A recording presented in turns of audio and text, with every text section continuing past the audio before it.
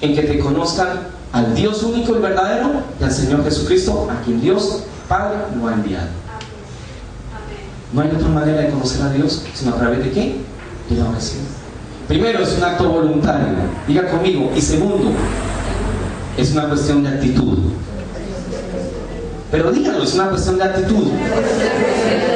¿Por qué una cuestión de actitud? Mire, y orando no se van a repeticiones como los gentiles que piensan que por su palabrería serán ¿qué? Hay gente que dice: yo tengo que pasar una hora en oración, y cogen el reloj y lo cronometran, el tiempo de oración. Yo conozco una iglesia que ponía a los líderes a orar por tiempo. Si usted quiere ser líder, tiene que orar 3 horas diarias, y les tenían una tarjeta y les marcaban la tarjeta. Pero déjenme decirle, vanas ¿qué? Repeticiones, vanas palabras. ¿Por qué dice el Señor no uses vanas palabras? No importa la cantidad de las palabras y no importa la elocuencia de las palabras. ¿Qué es lo que importa? La actitud con la cual usted se arrodilla a buscar ¿a quién? A Dios. ¿Qué es lo que importa en el momento de oración? Es el abrir el corazón de cada uno de nosotros y derramarlo delante de ¿quién? Del Señor. Eso es lo que importa. Por eso es que el Señor dice: miren, no usen vanas palabrerías, no usen vanas repeticiones. La gente que repite, que repite, que repite, déjeme decirle, están siendo como loros, no llega la oración a Dios. Yo me acuerdo que nosotros nos ponían en el colegio, ¿no?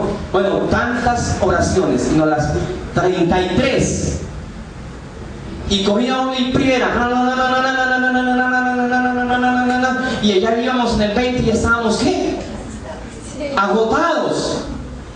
Y repita, y lo mismo con lo mismo, y lo mismo con lo mismo. No importa la cantidad de las palabras, no importa la elocuencia de sus palabras, no importa, lo que importa es que usted abra su corazón y le hable al Señor de su propia existencia.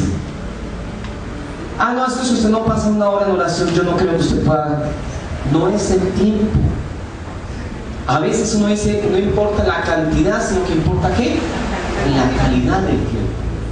Ahora, cuando usted comienza realmente a hablar con el Señor, no con palabrerías, no con repeticiones, sino que empieza a contarle al Señor de su propia existencia, de sus propias necesidades, de sus angustias, comienza usted a entender qué es efectivamente el arte de orar, el arte de comunicarse con Dios. Porque déjenme decirle, el que abre su corazón y habla con el Señor, no solo habla con el Señor, sino que el Señor habla con él.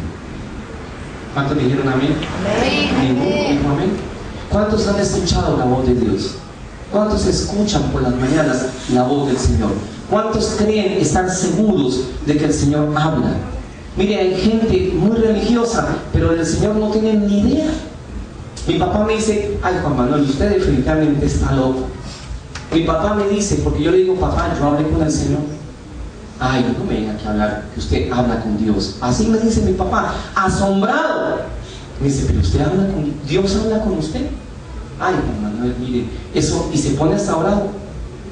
Yo le digo: pero papá, si es que en la Biblia dice que uno puede hablar con el Señor y que el Señor habla con uno. Y efectivamente yo he podido comprobar con mi vida de que yo hablo con el Señor y el Señor también habla ¿con quién? Conmigo.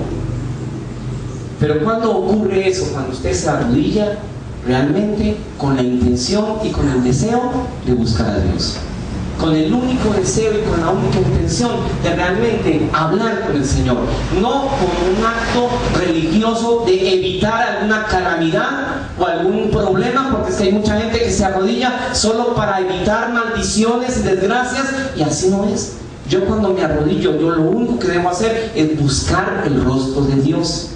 Inclusive dice: cerrar su puerta, ahí está Él. ¿En dónde? En lo secreto. Incluso búsqueme a ver dónde está. Dígale: Señor, ¿en qué parte de la habitación te encuentras? Yo interpreto, yo soy un intérprete de lo que leo, y cuando yo leo, yo trato de ponerle sentido a lo que leo. Ahí me dice que en mi aposento está ¿quién? ¿Quién está en mi aposento? Antes de que yo entre en mi aposento, ¿quién está ahí esperándome? El Señor. Y cuando yo entro en mi aposento y cierro la puerta, ¿quién está en lo secreto? Él está en lo secreto.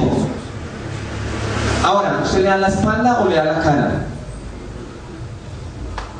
¿Usted se ha puesto a pensar dónde está Dios en su cuarto? ¿En qué lado? ¿Si está a la izquierda o a la derecha? Yo vi hace poco una película del hombre invisible, ¿no? ¿Sí la han visto?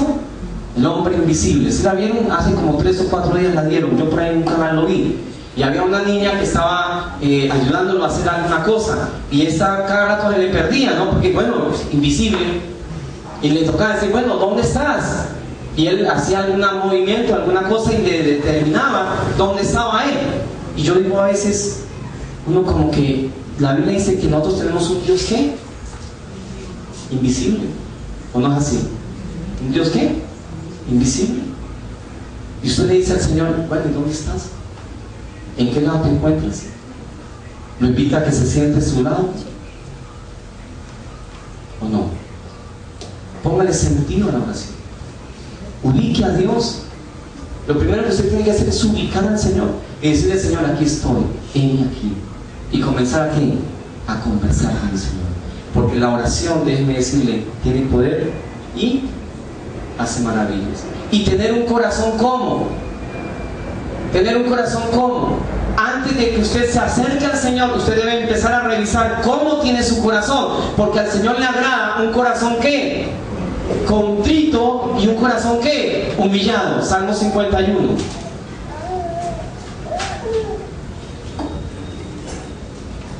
Vamos a estudiar acerca de la oración porque realmente vamos a poner en práctica la oración. Salmo 51, 17.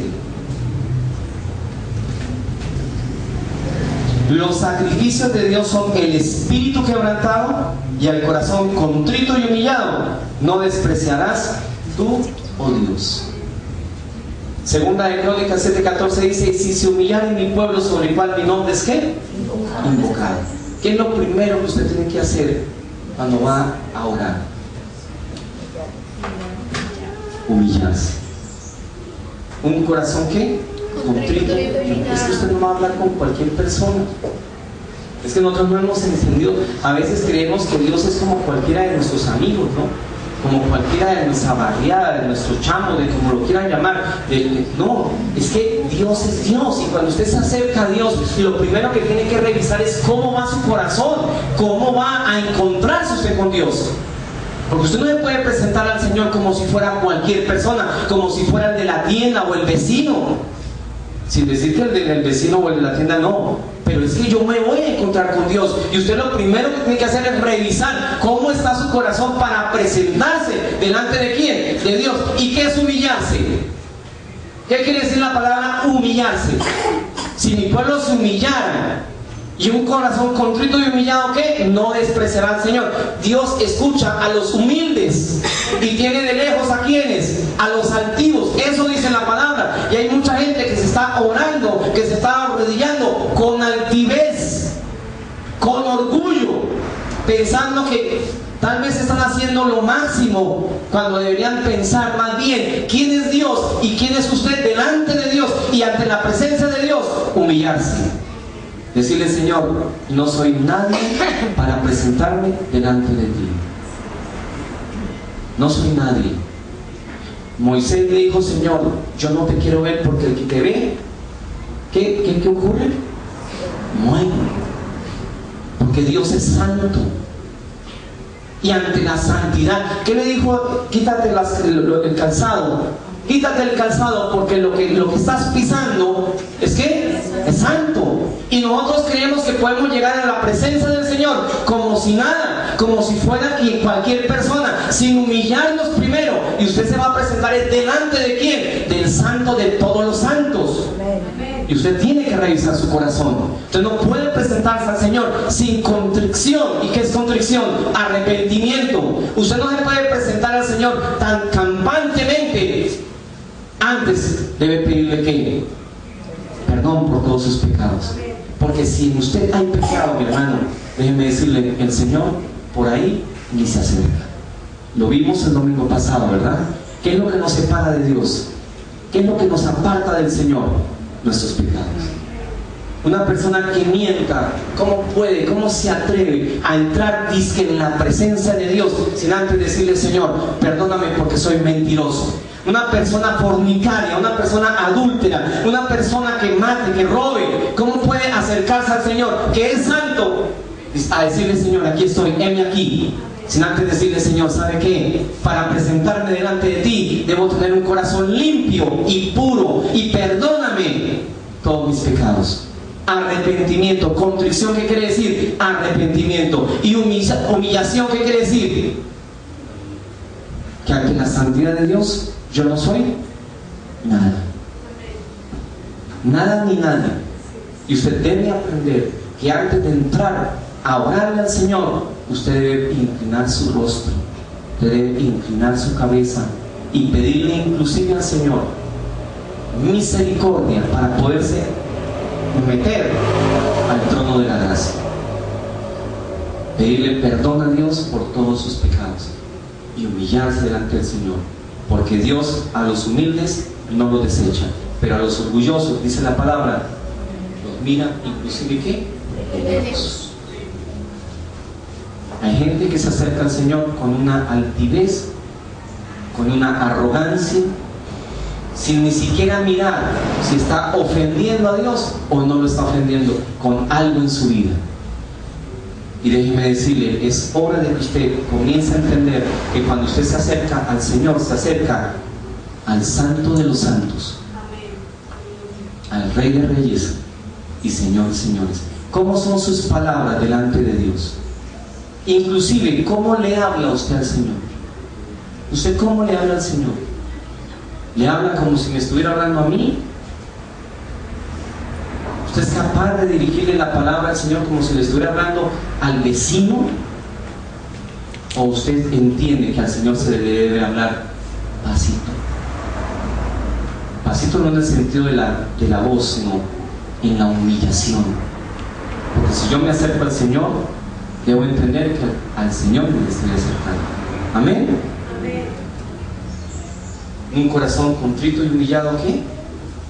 No desprecia. 51:17.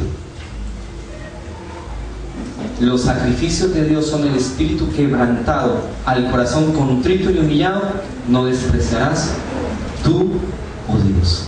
Primero, una actitud. Cuando usted entra en su aposento, cuando usted entra en su habitación y se encuentra con el Señor, dice la palabra que toda verdad es paralela, ¿verdad? Dice la Biblia que Él nos formó en el vientre de nuestra madre, que sus manos, sus dedos fueron los que nos formaron, entretejieron ¿qué? Todos nuestros tejidos, ¿verdad? ¿O no es así? La Biblia dice que en nuestro embrión vieron los ojos del Señor, que en el vientre de mi madre Él fue el que me formó. Déjenme decirles, ¿saben por qué hay muchos cristianos que todavía Dios no ha formado? Porque el útero espiritual, ¿sabe cuál es? ¿Cuál es el útero espiritual? ¿Cuál es la matriz espiritual? Donde Dios puede entrar a formarlo a usted, donde Dios puede venir y moldearlo a usted. El aposento. Si usted no entra al aposento, nunca el Señor lo va a formar, nunca lo va a moldear, nunca va a hacer su voluntad en él. ¿Por qué? Porque el aposento es el útero espiritual donde Dios forma a sus hijos.